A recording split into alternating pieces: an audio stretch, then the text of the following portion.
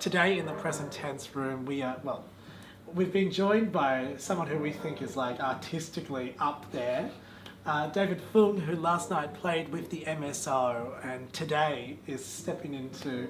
Listen to a rehearsal. I want to see what's going on here at this very creative space. Well, you know, like you go from like 2,000 people at the town hall and then you come into the craziness of a present tense rehearsal studio.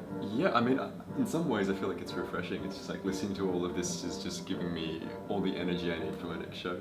Thank you. It's very cool. Now, I wanted to chat with you because like Nate and I are not classical musicians. Like we don't have that training.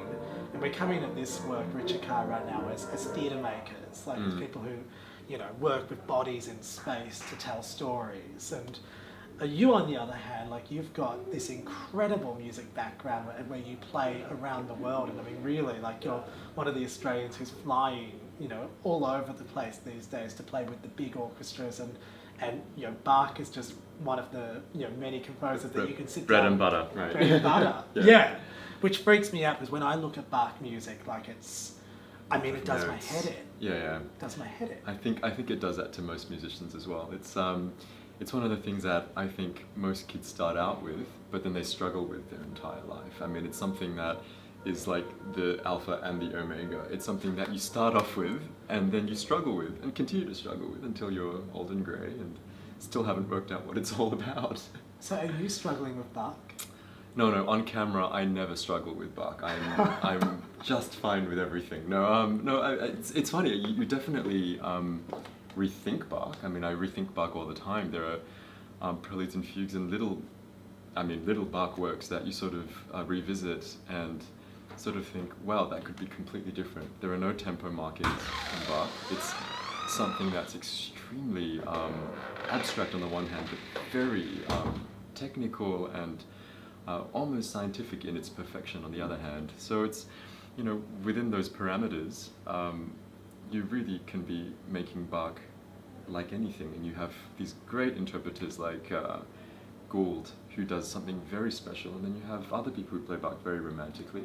So it's a very, Bach in some ways is like a beautiful canvas that you can make art on. But on the other hand, he's also the father of classical music as we know it, in his precision, in his crafting of the work. And also I think when you play Bach, there is this reverence that you have to the music as well.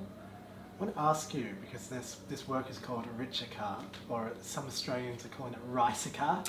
RICERCAR. Or RICERCAR, depending, like the, you know, but this is a loaded term. It's a loaded name which has a beautiful history behind the word. What does that word mean to you? What does it evoke? It's an interesting word. Like when I first heard about this production, I was thinking, I wonder where the links are, in the sense that it's such an open-ended word. You have something like the musical form, which is what RICERCAR really, RICERCAR actually.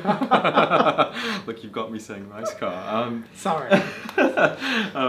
I mean, you've got this idea that in the very early sort of Renaissance, this form came about as a prelude to another work, and it was during this sort of shorter form that you would improvise and find your way into a tonality, an actual key, in which a more important work might continue off. And it's this improvisation. So the idea that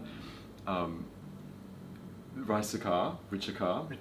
Yeah, RICERCAR. Or RICERCARE. RICERCAR, if you're really Italian, can mean this side of things, or it could also mean the other side of things. It could also mean the more sort of contemporary usage of the word, which is the way Bach uses it, which is actually a fugal composition. And a fugue, as you know, is this very intricately woven composition of subjects, which is a theme that happens over and over and over again, woven together like a beautiful cross-stitching, but probably more complicated than cross-stitching. Well, you know, because I love, for us, we looked at the history of the word as well, because, you know, as theatre makers, we come back. And, like, this is a loaded word because it also sort of means flight. There's a fuga, you know, flight, right. To fly, but RICERCAR, of course, to seek and to discover. So, like, often within these fugues, like you feel this sense of flight. You begin with one thing, You depart. and actually, and then you return Come back, as well.